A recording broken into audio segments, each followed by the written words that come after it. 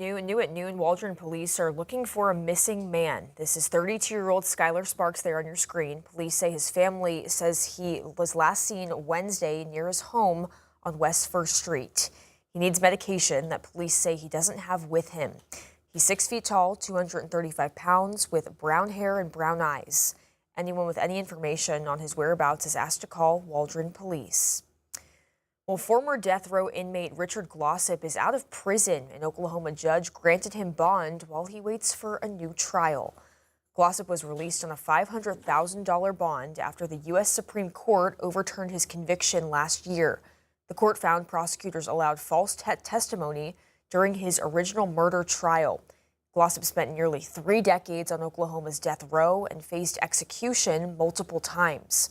Prosecutors accused him of hiring a motel handyman to kill his boss, Oklahoma City motel owner Van Tress, in 1997 in a murder-for-hire plot. Now Glossip must wear an electronic monitor, stay in Oklahoma, and avoid contact with witnesses connected to the case. Well, President Trump is on his way home from a 2-day trip to China for talks with President Xi Jinping. As Natalie Brand reports, China's foreign ministry called it a new beginning and a historic summit. A second day of pageantry in Beijing, including a garden tour Nice place. and a final bilateral meeting with Chinese President Xi Jinping before President Trump boarded Air Force One. President Xi's an incredible guy. Got along, made a lot of great trade deals. The president said China agreed to buy American oil, 200 Boeing jets, and agricultural products, including soybeans. But notably, he said tariffs were not discussed, and Taiwan remains a source of tension. President Trump was asked about China's warning the issue could lead to conflict if it isn't handled properly. He does not want to see a fight for independence because that would be a very strong confrontation. And I heard him out. Are you going to change your wording? No, I didn't make a comment on it. I heard him out. The president also said he'll make a determination soon on a multi-billion-dollar arms package for Taiwan that had already been approved. Lawmakers on Capitol Hill Thursday emphasized their support for Taiwan's defense in the face of Chinese aggression. It's repeatedly been said to me by senior military leaders that they are no longer doing exercises for a military blockade or an amphibious assault. They're doing rehearsals. On Iran, China expressed its desire to reopen the Strait of Hormuz and a willingness to help broker a deal. Anything that can be done by them to help diplomacy would be welcomed by the Islamic Republic of Iran. But the larger stalemate in negotiations between the U.S. and Iran remains over the topic of uranium enrichment. Iran has said that's not on the table, with President Trump insisting nuclear is the top issue. Natalie Brand, CBS News, Washington. President Trump said he's invited the Chinese leader and his wife to Washington for a state visit in September. In other news, the CDC says they're now monitoring 41 people in the U.S. for hantavirus. That includes 18 passengers from the cruise ship NV Hondius who are now being monitored in Nebraska and Georgia, and 7 who left the ship before the outbreak was declared. Thursday, CBS learned about 16 people who may have been exposed during flights with one symptomatic passenger of the Hondius. Meanwhile, one Hondius passenger in Nebraska, Dr. Stephen Kornfeld, has been transferred to the biocontainment to quarantine. Officials there say results came back negative. The CDC says there's no confirmed U.S. cases at this time. Based on the whole genome sequencing that is available to us, suggests that there are no indications that this virus is acting any different from the known virus circulating in some regions of the world. There have been at least 11 confirmed or suspected cases of the hantavirus worldwide linked to the outbreak on the cruise ship. 3 passengers have died.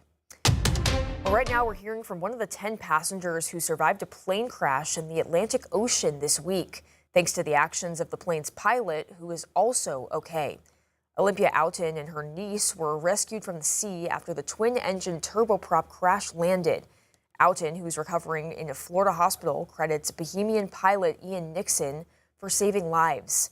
Nixon says the small aircraft suddenly lost both engines, and he conducted the emergency landing in open waters. He then got everyone onto a life raft, and Outen says she watched the aircraft sink as they waited for 5 hours. Just with the long water.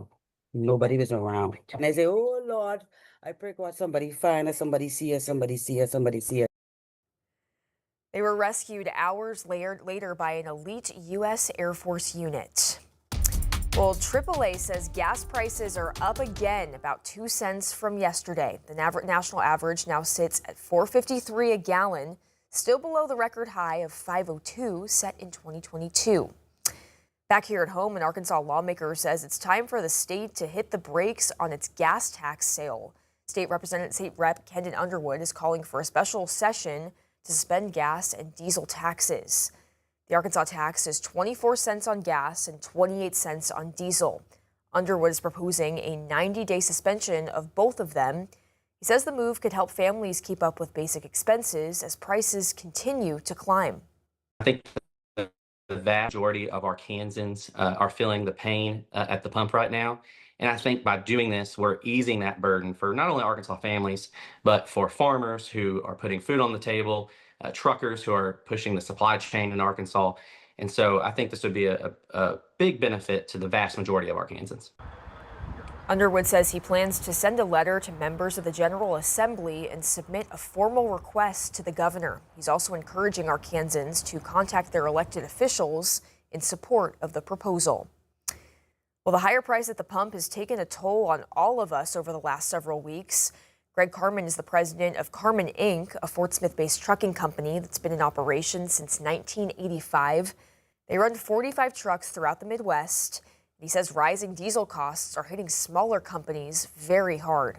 We buy about 17,000 gallons a week of diesel fuel, and it's really, the bottom line is it's basically almost doubled in price. It went from around over $3 a gallon. We're paying someplace in the upper Midwest about $7 a gallon. Carmen says he's had to pass some of the increased prices on to his customers, but it's the ones that are loyal that are keeping him going. Well, today is National Peace Officers Memorial Day, a time to honor law enforcement. Officers who died in the line of duty, the Benton County Sheriff's Office hosted a memorial rose ceremony this morning.